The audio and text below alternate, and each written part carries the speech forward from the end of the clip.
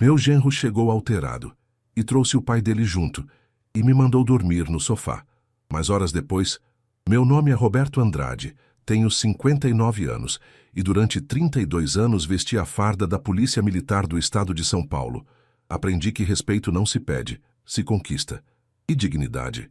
Dignidade não se negocia, não importa quem esteja na sua frente. Moro na zona leste de São Paulo, num sobrado simples, mas bem cuidado, no bairro da Penha. É a mesma casa onde criei meus 3 filhos. A mesma casa onde minha esposa, Mariana, viveu seus últimos dias antes de Deus levá-la há 3 anos. Cada cômodo aqui tem memória, tem história, tem valor. Meus 2 filhos mais velhos, Diego de 32 e Marcelo de 30, seguiram meus passos. Ambos são investigadores da Polícia Civil. Me enchem de orgulho. Eles entendem o que significa servir, proteger, fazer o certo mesmo quando é difícil. Moram em suas próprias casas, têm suas famílias, mas sempre aparecem aqui nos finais de semana para um churrasco, uma conversa, matar a saudade. E tem a Cíntia, minha caçula de 27 anos. Ela ainda mora comigo. É a filha que ficou, a que eu protegi demais depois que a mãe se foi. Talvez tenha sido esse o meu erro. Cíntia sempre foi apegada a mim, sempre foi carinhosa, mas com o tempo percebi algo que dói admitir. Ela pensa muito nela mesma. Casou-se há 2 anos com Fernando, um rapaz que na época parecia educado, trabalhador. Fernando tem 27 anos e é um dos fundadores de uma empresa de telemarketing que cresceu rápido demais. Rápido demais até para quem não entende de negócios perceber que tem algo estranho. Ele e Cíntia não moram comigo. Tem um apartamento moderno em Moema, mas minha filha vive aqui quase todos os dias. Diz que sente falta da casa, da comida caseira, do pai. Se você está assistindo essa história, deixe nos comentários de qual cidade você é. E se inscreva no canal para acompanhar o desfecho dessa história que mudou minha vida para sempre. Aposentado desde o ano passado, faço Uber quando quero, mais para não ficar parado do que por necessidade. A aposentadoria é boa, a casa é quitada, não me falta nada. Mas eu gosto de dirigir pela cidade, conversar com as pessoas, me sentir útil. Um policial nunca deixa de ser policial. A gente carrega isso no sangue, na postura, no jeito de olhar o mundo. Aquela sexta-feira de julho começou como qualquer outra. Era inverno, aquele frio paulistano que pede um café quentinho e uma coberta à noite. Cíntia tinha passado a tarde aqui, comeu o almoço que preparei. Ficou mexendo no celular na sala, reclamando que Fernando estava estressado com o trabalho, que a empresa estava crescendo muito, que tinha reuniões importantes. Por volta das 6 da tarde ela foi embora. Fiz meu jantar simples, arroz, feijão, um bifinho, assisti o jornal e fui dormir cedo lá pelas 10 da noite. Meu quarto fica no andar de cima, o mesmo quarto que dividi com Mariana por tantos anos. Tenho câmeras de segurança instaladas na frente e nos fundos da casa. Coisa de ex-policial. A gente nunca relaxa completamente. Estava quase pegando no sono quando ouvi o barulho do portão. Era quase meia-noite. Olhei pelo celular a câmera da frente. Era o carro de Fernando, um sedã preto importado. Ele estacionou torto, subiu na calçada. Desci as escadas ainda de pijama, acendi a luz da sala.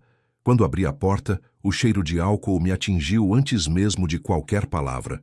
Fernando cambaleava, os olhos vermelhos, a camisa para fora da calça. E ao lado dele, um homem mais velho, também visivelmente embriagado. Reconheci na hora. Era o pai de Fernando, seu Augusto, um sujeito que eu tinha visto apenas 2 vezes, sempre com aquele ar de superioridade irritante. Sogro! Fernando arrastou a palavra, apontando o dedo para mim com um sorriso torto. Abre aí que a gente vai ficar aqui hoje. Respirei fundo. Tentei manter a calma. Fernando, é meia-noite. Vocês beberam. Por que não vão para casa descansar? Ele deu uma risada alta, debochada. Casa? Aqui também é minha casa ou você esqueceu que eu sou casado com sua filha? Empurrou a porta com força e entrou, o pai logo atrás, rindo baixo. Fernando, respeito. Essa é a minha casa. Se quiser ficar, tudo bem, mas com respeito. Ele parou no meio da sala. Virou-se para mim com olhos injetados de raiva e álcool. Respeito, cuspiu a palavra. Você vai me ensinar respeito, velho? Seu Augusto sentou-se no sofá, esparramado, e soltou uma gargalhada. Deixa de ser chato, Roberto. A gente só quer dormir. Você não vai negar uma cama pro genro, né? Senti o sangue subir, mas me mantive firme. Tem o quarto de hóspedes lá em cima. Podem usar. Mas façam silêncio. É tarde. Fernando deu 2 passos na minha direção. Ele era mais alto, mais novo, mas eu já tinha encarado gente muito pior na vida. Quarto de hóspedes? Ele riu, sarcástico. Não, não, sogro. Eu quero o seu quarto. Aquele quarto grande, com a cama boa. Você vai dormir no sofá hoje. O silêncio que se instalou foi pesado. O quê? Minha voz saiu mais baixa, mais controlada. Você ouviu. Fernando cruzou os braços. Hoje você dorme no sofá. Eu e meu pai vamos usar o quarto de cima. A gente merece, sabe? A gente trabalha, a gente faz dinheiro, a gente pode escolher onde dormir. Seu Augusto riu de novo, achando graça na situação.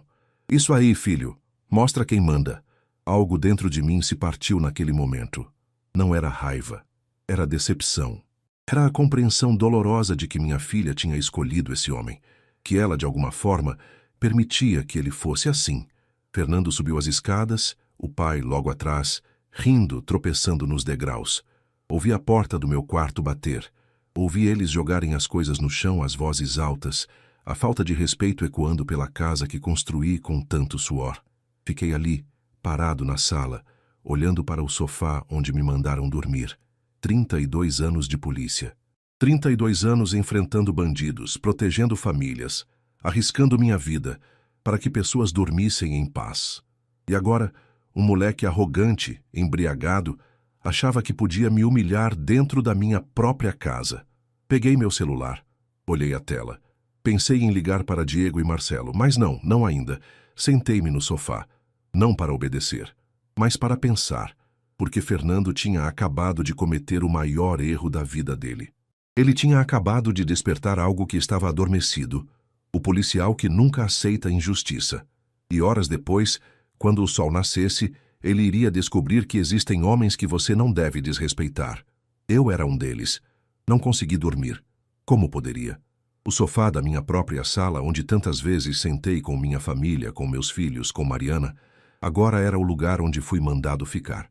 Não pela necessidade, mas pela arrogância de quem acha que dinheiro compra respeito.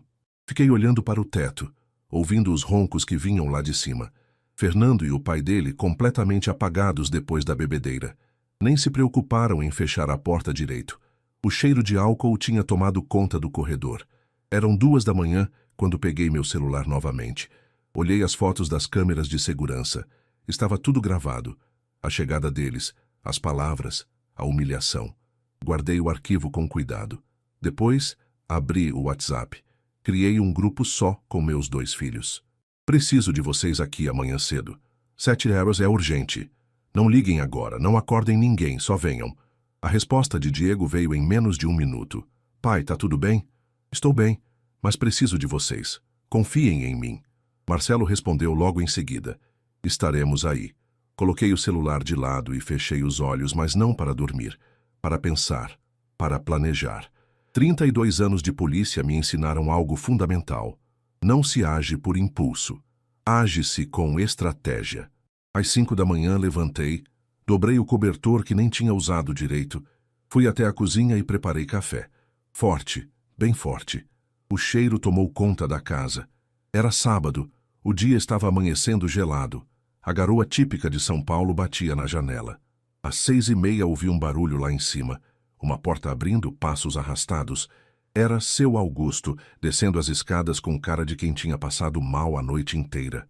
Ele me viu na cozinha e fez um gesto desdenhoso com a mão. Ah, você já está acordado? Faz um café aí pra gente, vai. Respirei fundo. Serenidade. Café já está pronto. Sirva-se à vontade.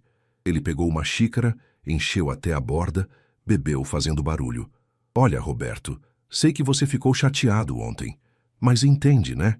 O Fernando está numa fase boa da vida, ganhando bem, empresa crescendo. Ele precisa que as pessoas entendam a posição dele agora. Posição.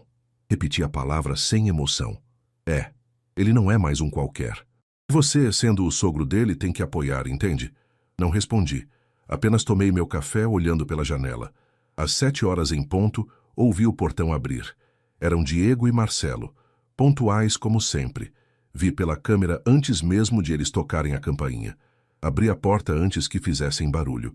Ambos estavam sérios, de olho clínico, analisando tudo. Pai, Diego me abraçou. O que aconteceu? Entrem. Tem café fresco. Seu Augusto estava na sala, ainda de ressaca, mexendo no celular.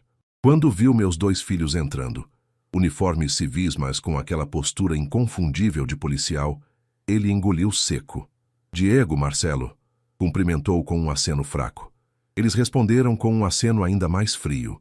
Fomos para a cozinha. Fechei a porta. Pai, o que está acontecendo? Marcelo perguntou, preocupado. Contei tudo, cada detalhe. A chegada deles embriagados, a humilhação, a ordem para dormir no sofá, a arrogância, o desrespeito. Mostrei os vídeos das câmeras. O rosto de Diego foi mudando conforme assistia. Marcelo cerrou os punhos. Esse desgraçado... Diego começou, mas levantei a mão. Calma, não é sobre vingança, é sobre justiça. Pai, quer que a gente tire ele daqui? Marcelo estava pronto para subir. Não, quero que vocês me ajudem com outra coisa. Sentei-me à mesa, eles fizeram o mesmo. Diego, você trabalha na divisão de crimes financeiros, certo? Sim. E você, Marcelo, está na divisão de investigação criminal. Isso. Respirei fundo. Há quanto tempo vocês conhecem o Fernando? 2 anos desde que ele começou a namorar a Cíntia, Diego respondeu. E o que vocês sabem sobre a empresa dele? Os 2 trocaram um olhar. Foi Diego quem falou. Pai, já faz uns 6 meses que a empresa do Fernando está no nosso radar. Meu coração acelerou. Como assim? Marcelo se inclinou para a frente. A empresa cresce rápido demais. Contratos que não fazem sentido, movimentações financeiras estranhas. Denúncias anônimas de funcionários dizendo que o telemarketing é só fachada. Fachada para quê? Lavagem de dinheiro, pai. Diego disse sério. Ainda não temos provas concretas, mas estamos perto. Muito perto. Senti um frio na espinha. Sentia. Minha filha estava casada com um criminoso. A Cíntia sabe disso? Não sabemos. Marcelo suspirou. Mas ela vive bem demais para o salário que o Fernando deveria ter, mesmo como fundador de uma startup. Diego pegou o celular dele. Pai, por que você está perguntando isso agora? Porque ontem à noite, Fernando e o pai dele chegaram aqui comemorando. Bêbados, com dinheiro na mão, dizendo que tinham fechado algo grande que mereciam comemorar. Os olhos dos meus filhos se arregalaram. Dinheiro na mão? Quanto? Marcelo perguntou. Não vi exatamente, mas pelo jeito que eles falavam, era muito. Diego pegou o celular imediatamente. Pai, eu preciso fazer uma ligação, agora. Faça. Ele saiu da cozinha. Marcelo ficou comigo. Pai, o Fernando está no quarto de cima? Sim, ele e o pai dele. O dinheiro pode estar lá. Provavelmente. Marcelo respirou fundo. Pai, se a gente conseguir provar a origem desse dinheiro, a investigação avança. Exatamente. Naquele momento, Fernando apareceu na porta da cozinha, despenteado, com cara de ressaca, mas ainda com aquele ar de arrogância. O que é toda essa reunião aqui? Ele olhou para Marcelo, depois para mim. Cunhado, você não trabalha no fim de semana, não? Marcelo se levantou, encarou Fernando de frente. Trabalho. Crime não tem horário. Fernando deu uma risada nervosa. Que pesado, cara, relaxa. Aliás, cadê a Cíntia? Ninguém avisou ela que eu tô aqui? Ela não sabe. Respondi. E não vai saber até eu decidir. Fernando franziu a testa. Como assim? Você não manda em mim, velho. Diego voltou para a cozinha, o celular ainda na mão. Olhou para Fernando com uma expressão que eu conhecia bem. Era a expressão do investigador que acabou de confirmar uma suspeita. Fernando, Diego falou, a voz firme. Preciso que você responda uma coisa. De onde veio o dinheiro que você e seu pai receberam ontem? O silêncio foi ensurdecedor. Fernando piscou várias vezes, a ressaca e a confusão se misturando no rosto dele. Que dinheiro? O dinheiro que vocês comemoraram ontem. O dinheiro que fez vocês beberem até cair. De onde veio? Fernando olhou para mim, depois para Marcelo, depois para Diego novamente. Isso não é da sua conta. Diego deu um passo à frente. É da minha conta quando envolve investigação criminal. Você está sendo investigado há meses, Fernando, e acho que você sabe disso. O rosto de Fernando empalideceu. Seu Augusto apareceu na porta, ainda com a xícara de café na mão, os olhos arregalados. Do que vocês estão falando? Marcelo se virou para ele. Senhor Augusto, o senhor também recebeu parte desse dinheiro ontem? O homem começou a gaguejar.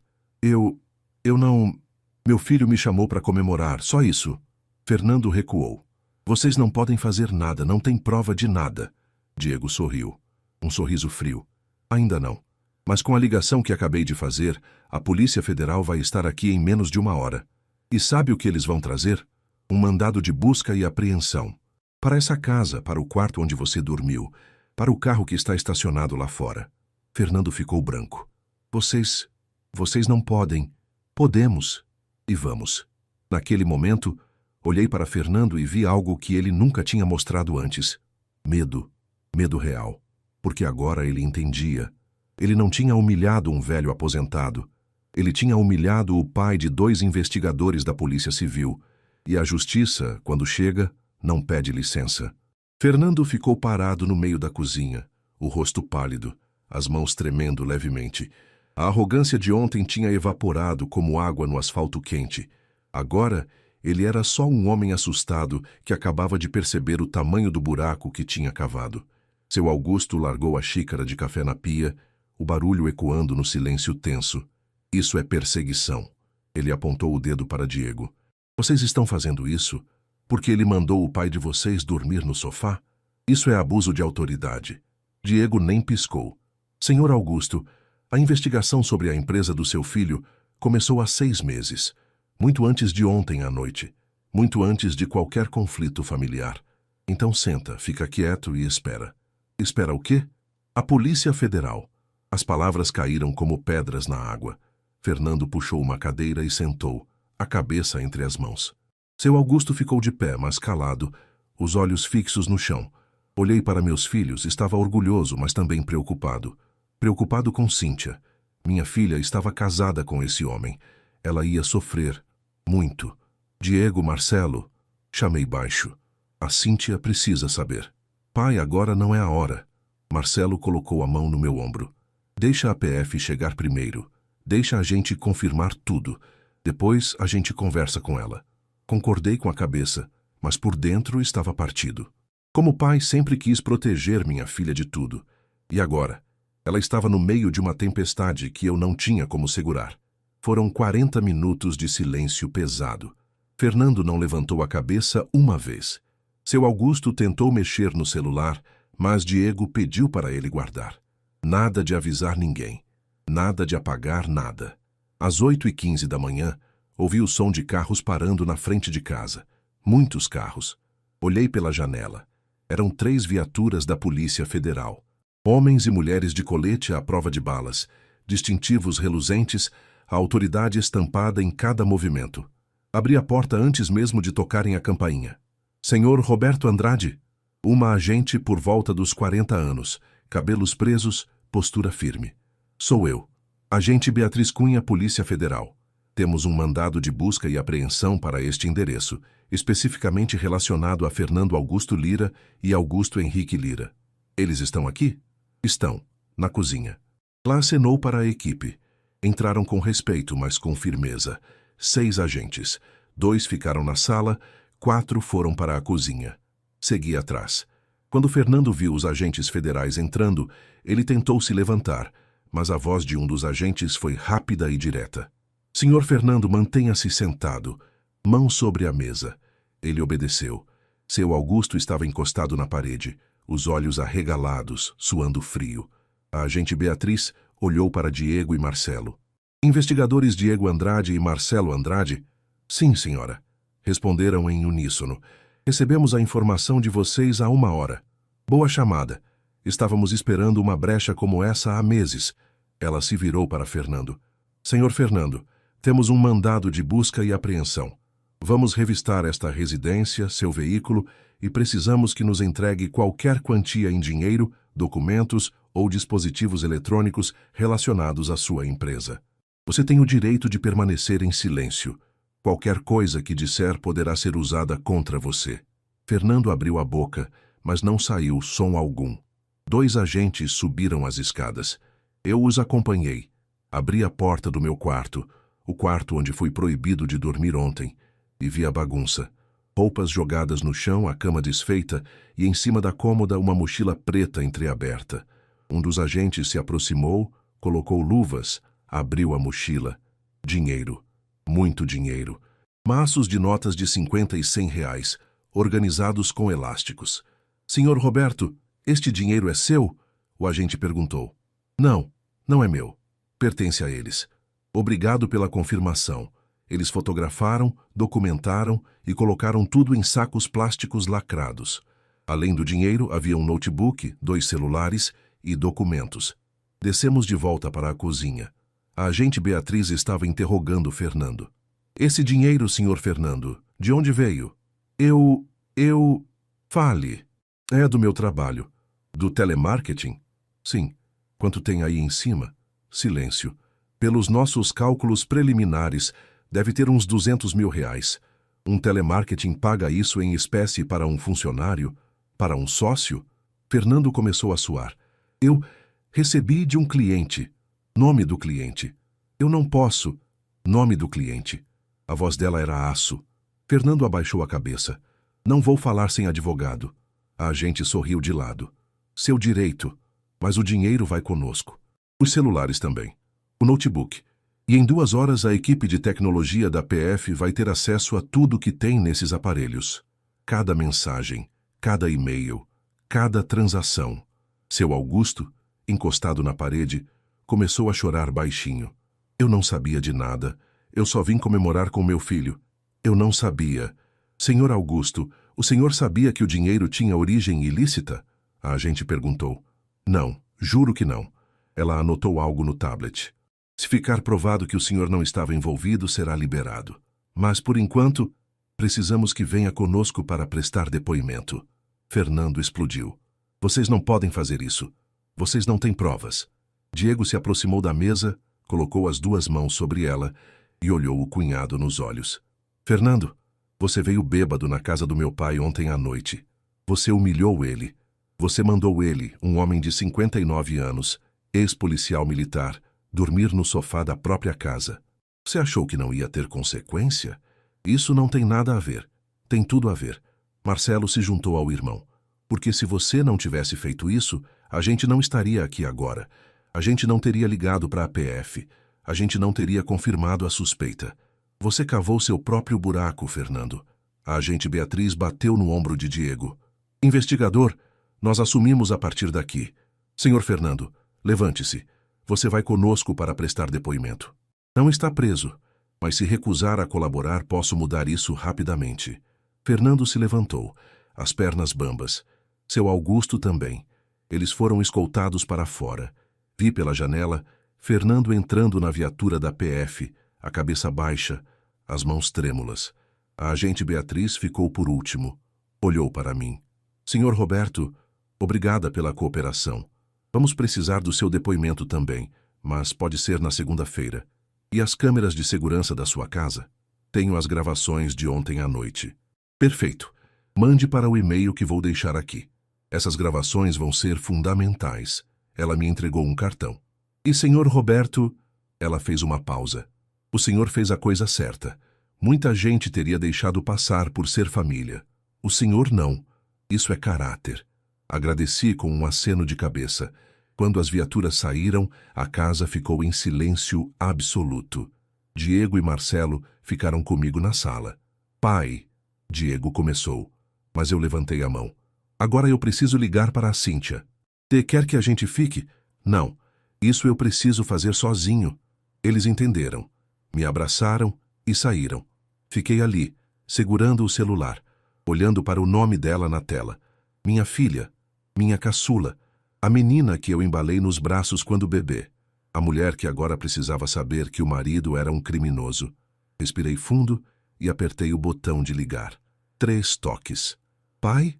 A voz dela era alegre. Bom dia. Tudo bem? Cíntia, preciso que você venha aqui.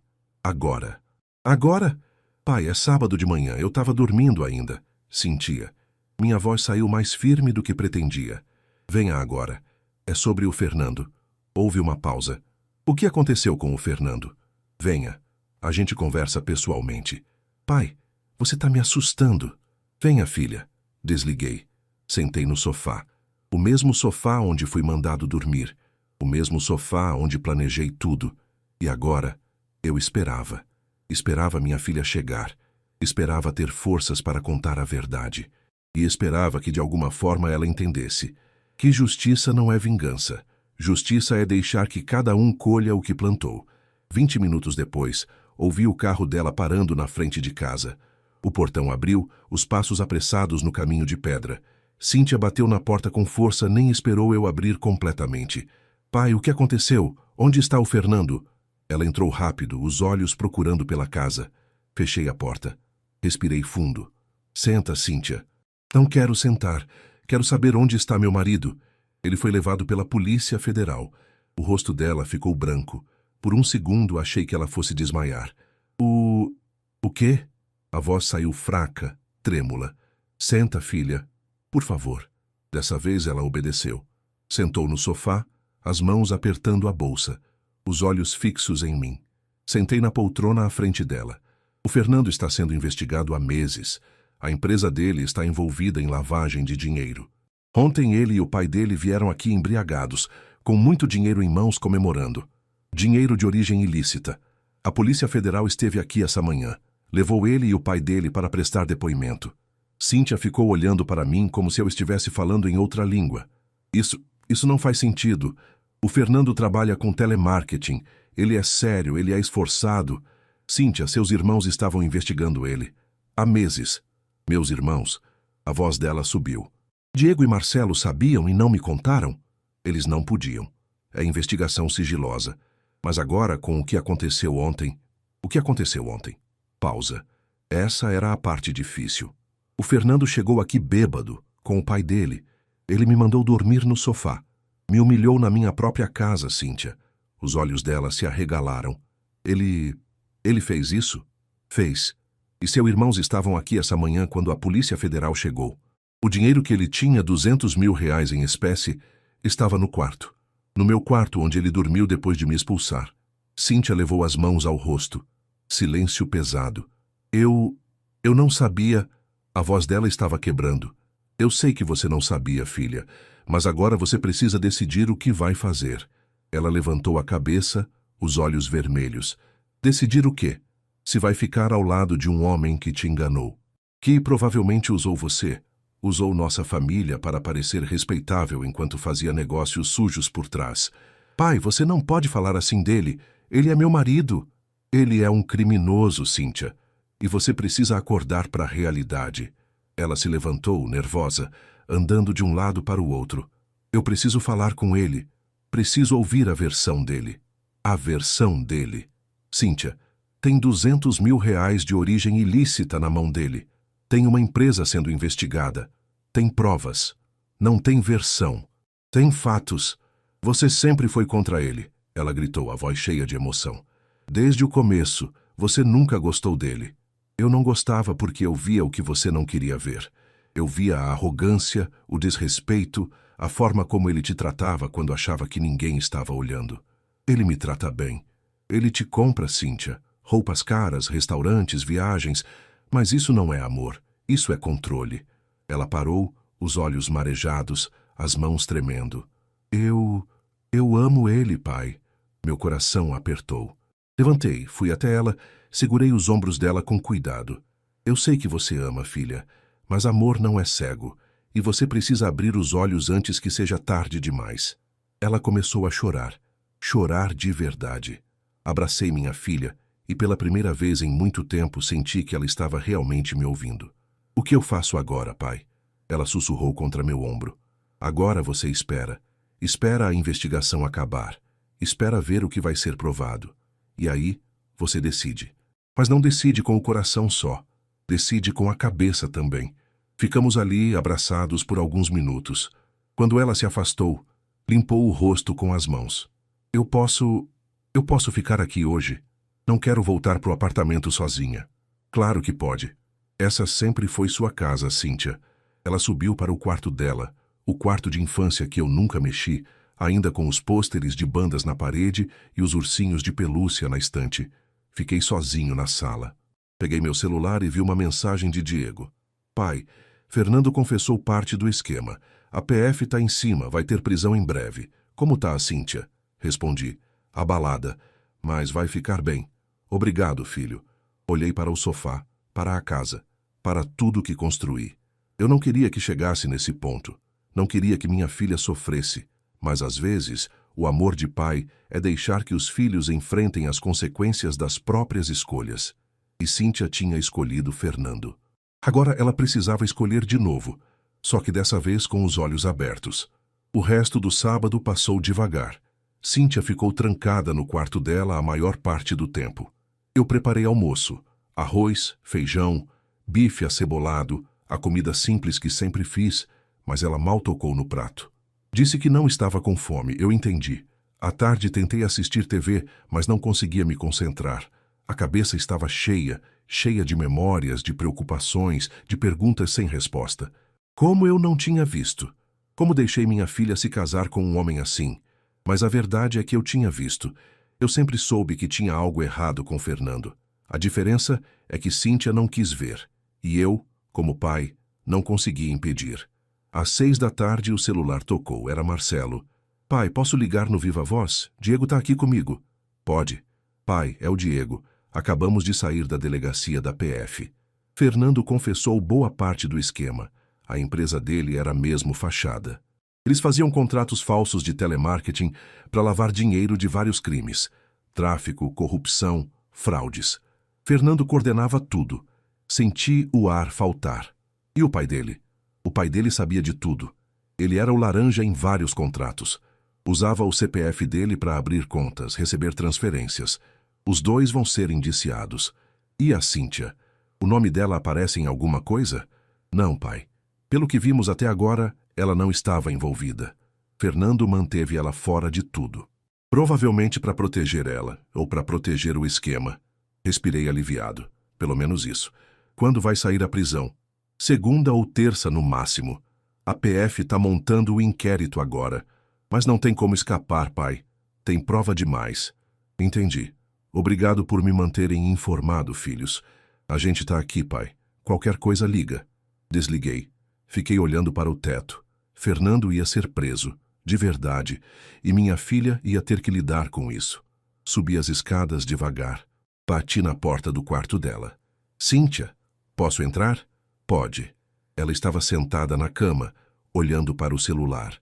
O rosto vermelho de tanto chorar. Seus irmãos acabaram de ligar. Fernando confessou. Ele e o pai dele vão ser indiciados. Ela não reagiu. Apenas continuou olhando para a tela do celular. Ele me mandou uma mensagem. Ela disse, a voz fraca. O quê? Fernando. Ele conseguiu mandar uma mensagem pelo advogado dele. O que ele disse? Cíntia me mostrou o celular. Li a mensagem. Cíntia, me desculpa. Eu nunca quis te envolver nisso. Eu só queria te dar uma vida boa. Eu errei. Errei muito. Mas eu sempre te amei. Sempre. Joguei o celular na cama. Ele tá tentando te manipular, Cíntia. Pai, não. Escuta, esse tipo de mensagem é clássico. Pedir desculpas, dizer que amava, que foi tudo por você. É mentira. Ele fez isso por ele, pela ganância dele. Mas e se ele realmente se arrepender? Arrependimento é quando você muda antes de ser pego, Cíntia. Não depois. Ela ficou em silêncio. Pai, eu não sei o que fazer. Minha vida inteira tá desmoronando. Sentei na cama ao lado dela. Eu sei, filha. E eu sinto muito. De verdade. Mas agora você tem uma escolha. Você pode ficar presa nessa história, tentando salvar um homem que não quer ser salvo. Ou você pode começar de novo. Aqui. Com sua família. Com quem sempre te amou de verdade. E se eu ainda amo ele? Amor não é suficiente quando a pessoa te machuca, Cíntia. Amor não paga mentira, desrespeito, crime. Você merece alguém que te respeite, alguém que seja honesto. Ela encostou a cabeça no meu ombro como fazia quando era criança. Eu tô com medo, pai. Eu sei. Mas você não tá sozinha. Eu tô aqui. Seus irmãos estão aqui. E a gente vai passar por isso junto. Ficamos ali em silêncio até ela adormecer. Cobri ela com o cobertor, apaguei a luz e desci. A casa estava silenciosa. Voltei para a sala, sentei no sofá. O mesmo sofá onde tudo começou. E pensei, às vezes a pior tempestade traz o céu mais limpo.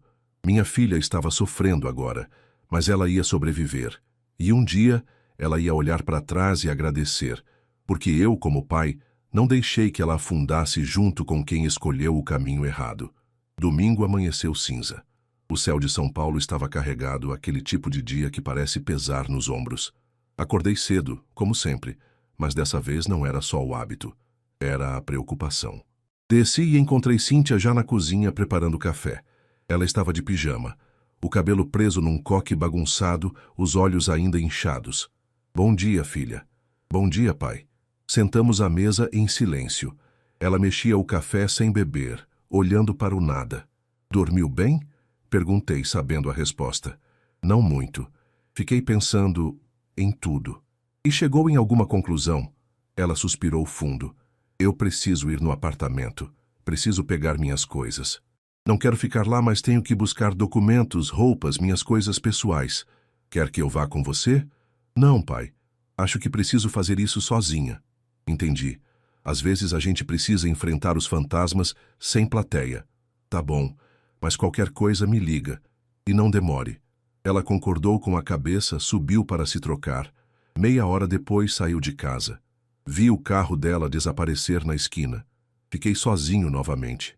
Peguei meu celular. Tinha mensagens no grupo da família. Diego tinha criado um grupo só com ele, Marcelo e eu. Diego. Pai, a PF vai prender o Fernando amanhã cedo. Mandado já tá expedido. Como tá a Cíntia? Eu. Abalada, mas firme, ela foi buscar as coisas dela no apartamento. Marcelo.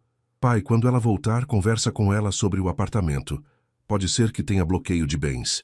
Ela precisa se separar oficialmente dele o quanto antes. Eu. Vou conversar. Obrigado, filhos. 2 horas se passaram. 3. Cíntia não voltava. Comecei a ficar preocupado. Liguei para ela. Chamou, caiu na caixa postal. Liguei de novo. Nada. Meu coração disparou. Peguei as chaves do carro. Estava prestes a sair quando ouvi o portão abrindo. Era ela, mas não estava sozinha. Cíntia entrou acompanhada de uma mulher mais velha, por volta dos 50 anos, bem vestida, ar de advogada. Pai, essa é a doutora Paula. Ela é advogada. Eu contratei ela. A mulher estendeu a mão. Senhor Roberto, prazer. Cíntia me procurou hoje de manhã. Ela precisa de orientação jurídica urgente. Apertei a mão dela, convidei as duas para entrar. Sentamos na sala. Doutora Paula abriu uma pasta, cheia de papéis. Senhor Roberto, vou ser direta. Cíntia está casada em comunhão parcial de bens com Fernando. Isso significa que, em tese, metade dos bens adquiridos durante o casamento pertencem a ela. Mas, considerando que Fernando está sendo investigado por lavagem de dinheiro, todos os bens dele podem ser bloqueados pela justiça. E isso inclui os bens em nome de Cíntia também. Senti um aperto no peito. O apartamento deles, o carro, tudo pode ser bloqueado, inclusive contas bancárias conjuntas. Cíntia estava pálida. Doutora, mas eu não sabia de nada. Eu não participei de nada ilegal. Eu acredito em você, Cíntia, e vamos provar isso. Mas para te proteger, você precisa entrar com pedido de separação judicial imediatamente. Hoje mesmo, se possível. Quanto mais rápido você se desvincular legalmente dele, melhor para você. Cíntia olhou para mim, os olhos pedindo conselho. Filha, a doutora está certa, você precisa se proteger. Mas, pai, isso não é abandonar ele? Doutora Paula se inclinou para a frente. Cíntia, com todo respeito, Fernando te colocou nessa situação. Ele sabia o que estava fazendo. Você não está abandonando ele. Você está se salvando. Silêncio pesado. Ele vai ser preso amanhã. Eu disse, baixo. Cíntia fechou os olhos. Uma lágrima escorreu. Amanhã? Amanhã cedo. Seus irmãos me avisaram. Ela respirou fundo, limpou o rosto com as costas da mão. Tá bom. A voz dela saiu firme pela primeira vez em dias. Tá bom. Eu quero me separar. Eu preciso me separar. Doutora Paula sorriu, um sorriso de incentivo. Você está fazendo a coisa certa. Vou preparar os documentos agora. Segunda de manhã a gente protocola. E enquanto isso, você não fala com Fernando. Não atende ligação, não responde mensagem. Nada. Qualquer comunicação passa por mim. Entendido? Entendido. A advogada saiu meia hora depois, deixando uma pilha de papéis para Cíntia assinar. Quando ficamos sozinhos, ela desabou no sofá. Eu casei achando que ia ser para sempre, pai. Achei que ele era o homem da minha vida. Eu sei, filha. Como eu fui tão cega. Sentei ao lado dela. Porque você quis ver o melhor nele. E não tem nada de errado nisso. O erro foi dele, não seu. Ele que escolheu mentir, enganar, cometer crimes. Você não tem culpa nenhuma. Mas eu me sinto culpada, me sinto burra. Você não é burra. Você é humana. E humanos erram. Mas humanos também se levantam. E é isso que você vai fazer. Ela encostou a cabeça no meu ombro. Obrigada por estar aqui, pai. Por não ter desistido de mim mesmo quando eu fui egoísta, quando escolhi ele ao invés de te ouvir. Filha, pai nunca desiste. Nunca. Não importa o que aconteça, você sempre vai poder voltar para casa. Sempre. Ficamos ali em silêncio, enquanto a chuva começava a cair lá fora. E pela primeira vez desde que tudo começou, senti que talvez, só talvez, a gente ia sair dessa. Mais forte, mais unido, como família. Segunda-feira chegou rápido demais. Acordei às 5 da manhã, não conseguia mais dormir. Sabia o que ia acontecer hoje, e por mais que Fernando merecesse, uma parte de mim ainda doía por Cíntia. Ela desceu às 6, já arrumada, com uma pasta de documentos na mão. Vou protocolar a separação com a doutora Paula. Depois vou ver se consigo desbloquear pelo menos minha conta pessoal. Quer que eu vá com você? Não precisa, pai. Você já fez demais. Agora é comigo. Orgulho. Senti orgulho da minha filha naquele momento. Ela estava tomando as rédeas da própria vida. Tá bom, mas me avisa quando terminar. Aviso. Ela saiu. Fiquei na cozinha, tomando café, esperando. Sabia que a qualquer momento meu celular ia tocar com a notícia. E tocou, 7h30 da manhã. Era Diego. Pai, acabou. Fernando foi preso há meia hora. Em flagrante por lavagem de dinheiro e associação criminosa. O pai dele também. Os dois estão a caminho da cadeia federal. Fechei os olhos. Era isso. Acabou. Como foi? Tranquilo. Ele nem resistiu. Quando viu a equipe chegando, abaixou a cabeça e aceitou. O advogado dele já está correndo atrás de liberdade provisória, mas vai ser difícil. Tem muito dinheiro envolvido, muito crime. O juiz vai querer exemplo. E a imprensa? Já está sabendo. Deve sair na mídia hoje à tarde. Empresa de telemarketing usada para lavar dinheiro do tráfico e da corrupção. Vai ser manchete. Suspirei fundo. E o nome da Cíntia? Não aparece em nada, pai. Pode ficar tranquilo. Ela está limpa. Mas é bom ela se separar rápido mesmo. Ela já está tratando disso hoje. Ótimo. Qualquer coisa, a gente está aqui. Desliguei. Sentei na mesa da cozinha, a cabeça nas mãos. Era muita coisa para processar. Em menos de 3 dias, a vida da minha filha tinha virado de cabeça para baixo. Mas era necessário. Às 11 da manhã, Cíntia voltou. O rosto estava sério, mas havia uma determinação nova nos olhos dela. Protocolei a separação. A doutora Paula disse que em 90 dias estará homologada. Consegui desbloquear minha conta pessoal, mas a conta conjunta foi bloqueada pela PF. Perdi o acesso ao apartamento também. Tá tudo lacrado. E suas coisas? A advogada vai pedir autorização judicial para eu retirar meus pertences pessoais. Mas por enquanto, eu não tenho nada além do que trouxe ontem. Você tem essa casa, Cíntia, e tem sua família. Ela deu um sorriso fraco. Eu sei, pai, e é o que importa. Sentamos juntos no sofá. Liguei a TV, e lá estava. Operação Fachada. Polícia Federal prende empresários por lavagem de dinheiro em esquema milionário. A matéria mostrava imagens de Fernando sendo levado algemado. O rosto dele estava destruído. Sem a arrogância, sem a prepotência, só medo e vergonha. Cíntia assistiu em silêncio. Quando terminou, ela desligou a TV. Eu não consigo sentir pena dele, pai. Eu tentei, mas não consigo. E nem deve. Ele fez escolhas. Agora está pagando por elas. Mas eu ainda sinto uma coisa estranha. Como se parte de mim tivesse morrido também. É porque morreu, filha. Morreu a ilusão. Morreu a mentira que ele te vendeu. Mas você não morreu. Você está aqui, viva. E vai reconstruir. Ela olhou para mim, os olhos marejados. Como você faz isso, pai? Como você é tão forte? Não sou forte, Cíntia. Eu só aprendi que a vida bate. Bate forte. Mas a gente escolhe se levanta ou se fica no chão. E eu sempre escolhi levantar. Porque eu tenho motivos para levantar. Vocês 3. Meus filhos. Ela me abraçou. E ali, naquele abraço, senti que minha filha tinha voltado. Não a Cíntia egoísta e cega de antes, mas uma Cíntia nova, mais madura, mais forte. À tarde, Diego e Marcelo apareceram. Trouxeram pizza, refrigerante e a gente se reuniu na sala como há tempos não fazíamos. Pai, a gente só queria dizer... Diego começou, depois olhou para Marcelo que continuou.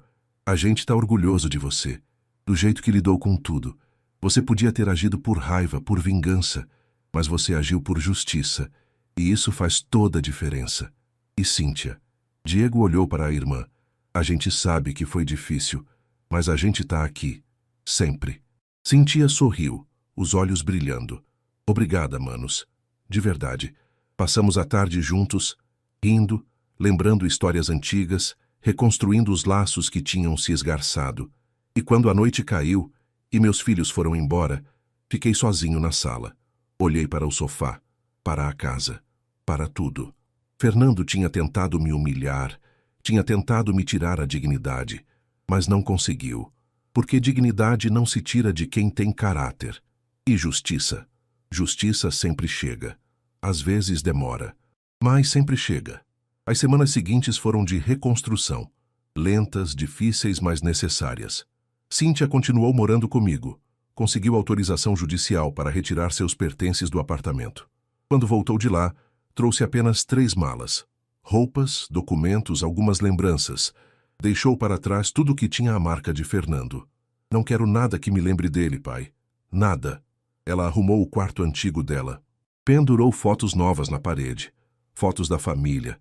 De quando éramos felizes e completos com a mãe ainda viva. Começou a procurar emprego. Tinha formação em administração, mas nunca tinha trabalhado de verdade, porque Fernando sempre disse que não precisava, que ele ganhava o suficiente para os dois. Eu fui uma idiota, pai. Deixei ele me controlar assim. Não foi idiota, foi iludida. Mas agora você está vendo claro. 3 semanas depois, ela conseguiu uma vaga numa empresa de eventos.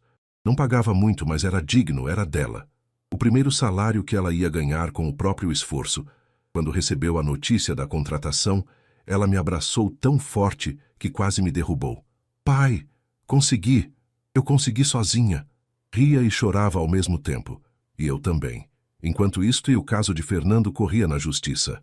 A doutora Paula me mantinha informado porque, de certa forma, eu era testemunha-chave. As câmeras de segurança da minha casa, as gravações daquela noite, tinham sido fundamentais para comprovar a arrogância e o descontrole dele, mostrando um padrão de comportamento. O advogado de Fernando tentou de tudo. Liberdade provisória negada. Pedido de prisão domiciliar negado. Ele ia ficar preso até o julgamento. E o julgamento estava marcado para dali a 2 meses. Um dia, a doutora Paula me ligou. Senhor Roberto, preciso te avisar de uma coisa. Fernando pediu para falar com a Cíntia. Uma visita na cadeia. O que eu faço? Olhei para a Cíntia, que estava na sala comigo quando atendeu no viva voz. Cíntia, a decisão é sua, eu disse. Ela ficou em silêncio por um longo tempo. Eu quero ir. Ela finalmente disse. Tem certeza? Tenho. Eu preciso fechar esse ciclo. Preciso olhar na cara dele e dizer o que eu tenho que dizer. Pessoalmente. Doutora Paula concordou. Tudo bem. Vou agendar. Mas você não vai sozinha. Eu vou com você. 2 dias depois, Cíntia foi. Eu ofereci para ir junto, mas ela recusou. Pai, isso eu preciso fazer sozinha, mas obrigada.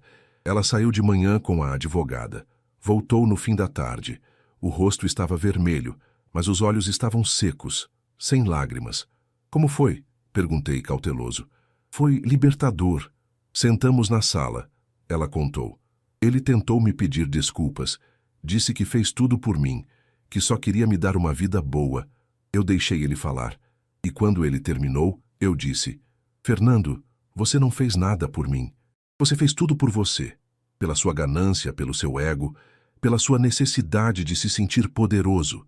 E no processo, você me usou, me enganou. E pior, você desrespeitou meu pai, o homem mais honrado que eu conheço, na própria casa dele. E isso eu nunca vou perdoar. Meu peito inchou de orgulho. E o que ele disse? Ele abaixou a cabeça. Não tinha resposta, porque ele sabia que eu estava certa. Aí, eu levantei e saí. E sabe o que eu senti, pai? O quê? Alívio. Alívio de não estar mais presa àquele homem, àquela mentira. Você é forte, Cíntia, mais forte do que você imagina. Aprendi com o Senhor. Naquela noite, preparei um jantar especial. Chamei Diego e Marcelo. A gente comeu, conversou, riu. E pela primeira vez em muito tempo, a casa parecia completa de novo. Diego trouxe um vinho. Brindamos. A família, ele disse. A justiça, Marcelo completou. Ao recomeço. Cíntia finalizou. E eu? Eu apenas agradeci em silêncio. Agradeci por ter uma família unida, por ter filhos íntegros, por ter saúde e força para enfrentar tempestades, e agradeci por ter aprendido, há muito tempo, que dignidade não se negocia. Não importa quem esteja na sua frente. 2 meses passaram rápido. Cíntia estava adaptada ao trabalho novo, fazendo amizades, reconstruindo a vida. Ela tinha voltado a sorrir de verdade, aquele sorriso que eu conhecia desde que ela era criança. O apartamento onde ela morava com Fernando foi leiloado pela justiça. O dinheiro foi usado para pagar as vítimas do esquema de lavagem. Cíntia não quis nem saber quanto rendeu. Disse que não queria nada que viesse daquilo. A separação foi homologada. Oficialmente, ela não era mais casada com Fernando. E isso trouxe uma paz que nenhum dinheiro compraria. O julgamento de Fernando foi marcado para uma terça-feira de manhã. Eu não ia ir, não precisava, mas Cíntia decidiu comparecer. Eu preciso ver o fim disso, pai. Preciso ver ele sendo condenado. Não por vingança, mas por justiça. Quer que eu vá com você? Não. Vou com a doutora Paula. E com meus irmãos, se eles puderem. Diego e Marcelo confirmaram presença na hora. A gente vai, mana, claro que vai. No dia do julgamento, acordei cedo. Preparei café para Cíntia antes dela sair. Ela estava séria, mas firme. Pai, obrigada. Por tudo. Vai tranquila, filha. E me liga quando acabar. Ela saiu com Diego e Marcelo. Ficaram fora o dia inteiro. Eu tentei me distrair. Dirigi para o Uber algumas horas, conversei com passageiros, fiz as coisas do dia a dia. Mas a cabeça estava lá, no tribunal. Às 4 da tarde, meu celular tocou. Era Cíntia. Pai, acabou. E? 20 anos de prisão. Regime fechado. Sem direito à redução pelos próximos 5 anos. 20 anos. Eu não senti alegria. Não senti vingança satisfeita. Senti justiça. Pura e simples. Como você tá? Tô bem, pai. De verdade.